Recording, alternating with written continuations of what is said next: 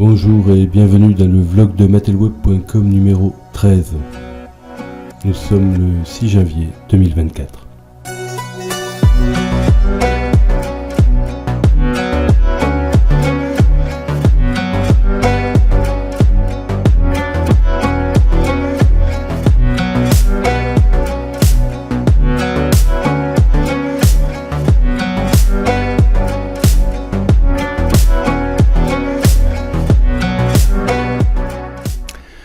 Google envisage de se séparer d'environ 6% de ses effectifs en 2024, soit 30 000 personnes à peu près, principalement dans les départements publicitaires de l'entreprise.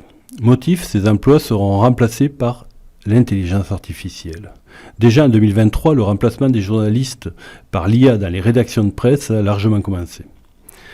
Dans mon domaine, celui de l'image, je constate chaque jour un peu plus que l'IA va remplacer l'humain.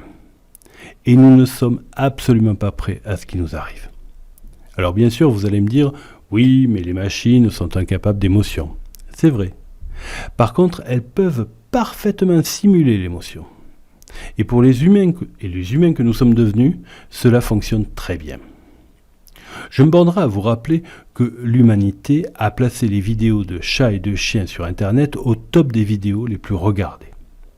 Sur les réseaux sociaux, vous recevrez toujours plus de likes en partageant une vidéo d'un chat jouant avec un chien qu'en partageant votre émotion devant le massacre de milliers d'enfants. En fait, le problème n'est pas tant que la machine devienne humaine, le problème est que l'humanité devienne inhumaine, devienne une machine. Et de l'inhumanité, il va nous en falloir dans l'avenir face à toutes ces personnes qui auront perdu leur emploi à cause de l'intelligence artificielle.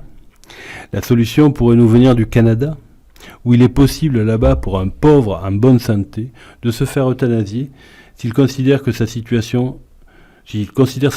comme trop difficile à vivre. Permettre aux pauvres de se supprimer est la solution que propose déjà notre société. En tout cas, à la question « La machine pourra-t-elle provoquer des émotions chez l'humain ?» la réponse est à 200% oui.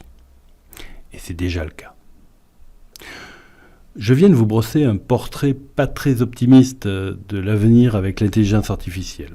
Et pour tout vous dire, cela ne reflète pas mon opinion personnelle sur l'IA.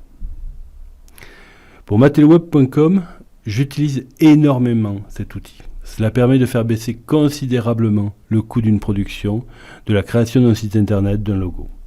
À titre personnel, je fais beaucoup de parallèles entre l'invention du cinématographe et l'arrivée de l'IA. En ce sens que ce nouvel outil va générer de multiples expériences et découvertes dans le domaine de la communication audiovisuelle. Et comme en son temps, avec le cinématographe, c'est le temps des pionniers qui commence. Il faut explorer ce nouvel espace qui s'offre à l'homme. Et c'est formidablement excitant. Voilà, je vous remercie pour votre écoute et je vous dis à la semaine prochaine.